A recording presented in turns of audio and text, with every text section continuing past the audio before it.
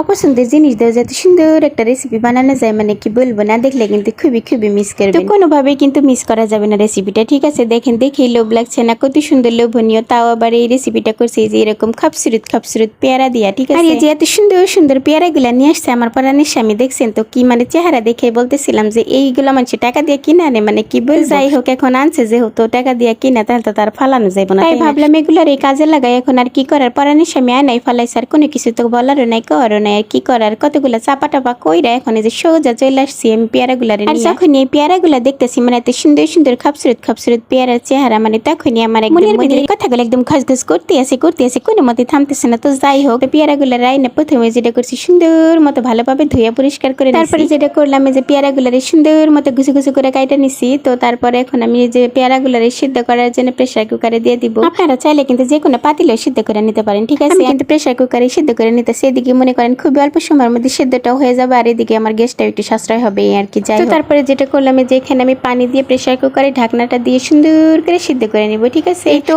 এরই মধ্যে কিন্তু আমার পেয়ারাগুলো খুবই সুন্দর ভাবে সিদ্ধ হয়ে গেছে একদম অল্প সময়ের মধ্যে। তারপর যেটা করলাম, একটা ডাল কুটনা হাতে নিয়ে জামাইয়ের প্রতি যত রাগ ক্ষোভ আছে এত সুন্দর সুন্দর পেয়ারা আনার জন্য সব রাগ মনে করেন পেয়ারার উপর ঝাড়াঝাড়ি শুরু করে দিতেছে। একদম গুড়ানাটা করতে করতে মনে করেন যে এই পেয়ারাগুলার ডাল বানিয়ে ফেলাইছে। যখন এইরকম সুন্দর মতো ডাল হয়ে গেছে, তখন একটা ছাকনির মধ্যে শুরুতে একটা কাপড়, তারপরে যে এখানে কিন্তু আমি সবগুলো পেয়ারার ডাল একদম গপ গপ করে ঢালা দিলাম। ঢালা দিয়ে চেপে সুন্দর করে পেয়ারার রসগুলাকে বের করে নিছে। ঠিক আছে, তো তারপরে এখন আমি এই যে পেয়ারার রসগুলাকে জাল দেওয়ার জন্য একটা পাতিল বসিয়ে দিয়েছি চুলায়। তারপরে যেটা করলাম যে এখানে আমি সবগুলো পেয়ারার রস দিয়ে দিলাম, দিয়ে এখন দিয়ে দিব চিনি দিয়ে সুন্দর মতো লাড়াচাড়া করে নিব। কোনোভাবে কিন্তু লাড়াচাড়া বন্ধ করা যাবে না। ঠিক আছে, এখানে কিন্তু ছোট্টখাটো একটা ধৈর্যের পরীক্ষা দিতে হবে, আর সেটা হলে চুলার মিডিয়ামে রেখে সুন্দর করে পেয়ারার রসটাকে ঘন করে জাল করে নিতে হবে। একদমই কিন্তু তাড়াহুড়া করা চলবে না। ঠিক আছে, তাহলে কিন্তু জেলিটা ভালো হবে না। তো যাই হোক, যে এখানে কিন্তু আমি অনবরত লাড়াচাড়া করেই যাচ্ছি। তো করতে করতে দেখতে সুন্দর একটা কালার চলে আসছে, আর এই কালারটা কিন্তু একদমই পেয়ারা ন্যাচারাল কালার, আমি কিন্তু কোনো ফুড কালার ব্যবহার করি না। আর এই পর্যায়ে কিন্তু সামান্য পরিমাণে লেবু রস দিতে হবে যাতে জেলিটা একটু টক মিষ্টি হয় এর জন্য। তো যাই হোক, যে এখানে কিন্তু পেয়ারা রসটাকে আমি জাল করতে করতে অনেকটাই ঘন করে নিছি। এখন কিন্তু আমার পেয়ারা রসটা জেলি বানানোর জন্য একদম পারফেক্ট। তারপরে যেটা করলাম, এখানে একটা কাচের বয়ম নিয়েছি। এখন গরম গরম জেলিটাকে ঢেলে দিব, ঢেলে দিয়ে সুন্দর করে সেট হওয়ার জন্য রেখে দিব। তো এই তো এরই মাঝে কিন্তু আমার জেলিটা সুন্দর মতো সেট হয়ে গেছে। দেখেন কত সুন্দর একটা জেলি হয়ে গেছে, মানে কি বলবো। পেয়ারা দেখে যতটা মন খারাপ হয়েছিল তার থেকে হাজার গুণ মন ভালো হয়ে গেছে যখন এই পেয়ারার জেলিটা দেখেছি, কি সুন্দর। যাই হোক, আমার পেয়ারার জেলিটা কেমন হয়েছে অবশ্যই কিন্তু কমেন্ট করে জানাবেন। আজকের মতো ভিডিওটা এখানেই শেষ করছি। আল্লাহ হাফেজ।